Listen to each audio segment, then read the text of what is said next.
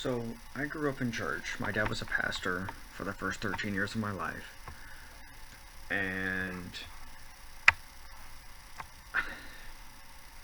I have a hard time with organized religion because of what I saw. We would have revivals, and there would be several pastors come and preach, and they could all read the exact same scripture and have a completely different interpretation of it. And what if your pastor commits something that's like a heinous crime or something like that? Does that mean everything that they taught you, it gets thrown into question? So I very much like to read my Bible and interpret it for myself, because they say stuff about certain people and kind of almost build them up into something that's almost God or Jesus like, when they're not at all. They're very fallible, and I have a problem with that because I know I'm fallible. So if these guys are so perfect and that's why God chose them, well, I'm not going to get chosen because I am very fallible. I mess up all the time. Every hour I mess up multiple times.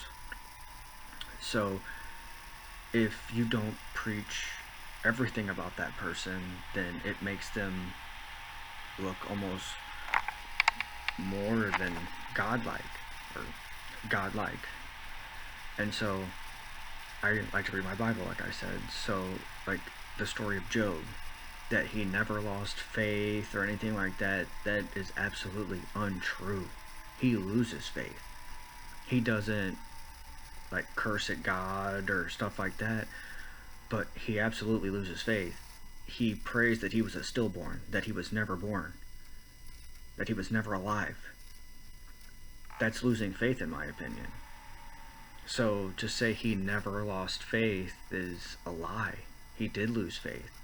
He wanted to die. He wanted to never be born.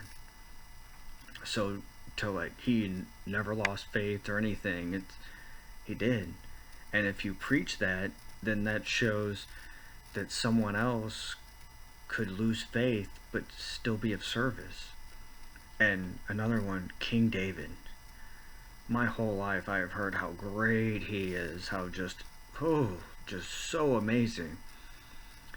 But there's one part where his army protects a guy's farm, and his army goes up to them, up to this guy, and was like, you need to give us some food and drink and stuff like that because we helped you, even though he did not ask them to. He didn't make a deal with them and then just not deliver. These guys protected him, in theory, out of the kindness of their heart, and then said, give us stuff.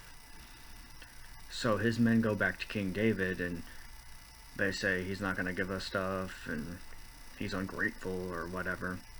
Well, this guy's wife goes to King David and delivers a whole bunch of stuff to him, and King David finds this woman just so beautiful and captivating and wonderful. And so she leaves, and King David prays to have this man killed so he can have his wife. But King David is so great. No, he's not. I'm pretty sure that's one of the commandments. Thou shalt not covet thy neighbor's wife. But yet he wants God to kill him so he can have her? That's wrong. I I don't know why God delivered on that request.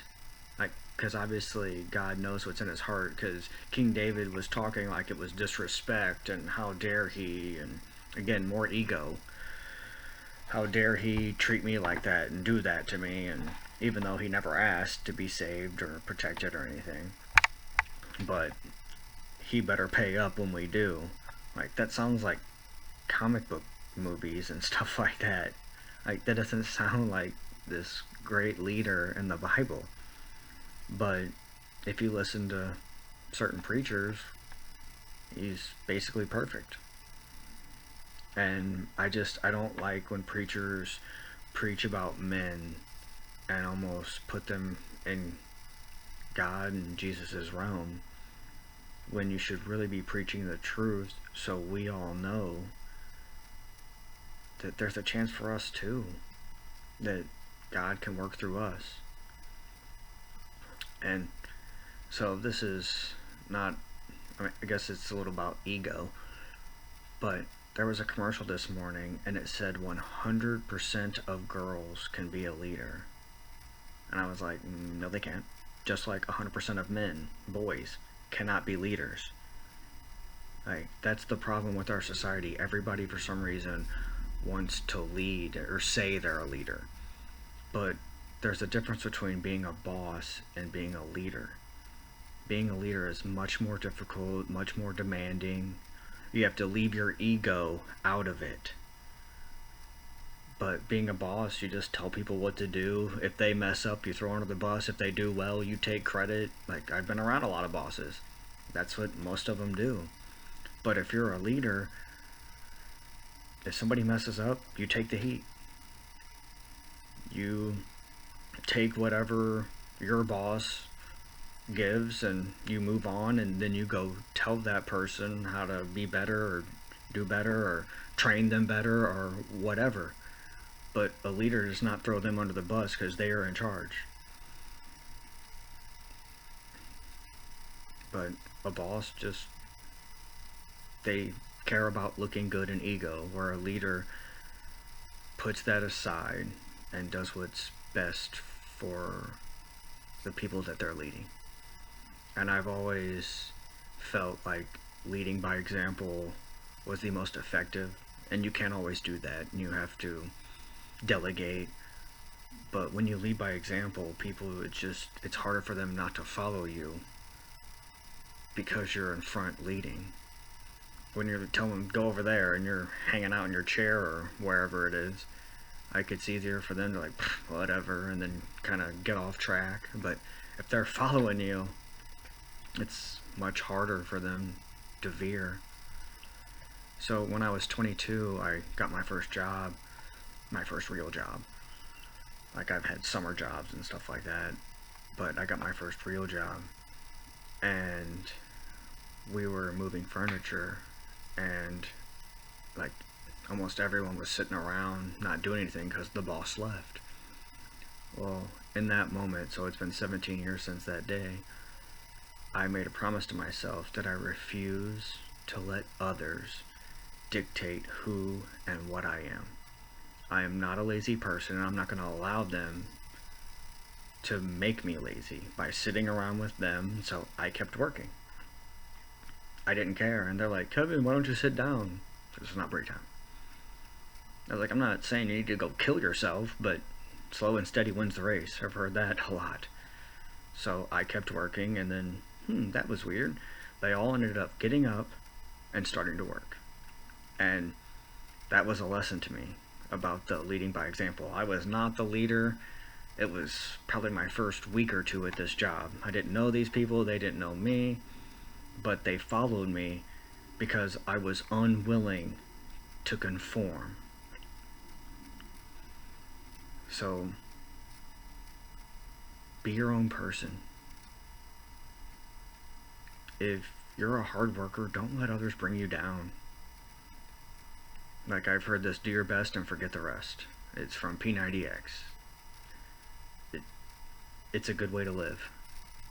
Because if you're truly doing your best, so I was coaching girls tennis several years ago, and this young lady lost, and she was all like upset with herself because she lost. And I asked her, I'm like, did you try your best? She's like, yes. I was like, then you can't be that upset with yourself. I was like, 100% is all anyone asks of you, and if they ask more, then it's on them. So if you're not giving it your best, then you should get on yourself. Because I played tennis in high school, and there's one match that I remember, and it was the one I gave up. I had a chance to go to state. I messed up multiple times and then just folded like a cheap tent. And I want to remember that, not dwell, But I want to remember that moment because I never want to just give up. Giving up is not a fun feeling. And you will remember it for the rest of your life. So, just do your best and forget the rest.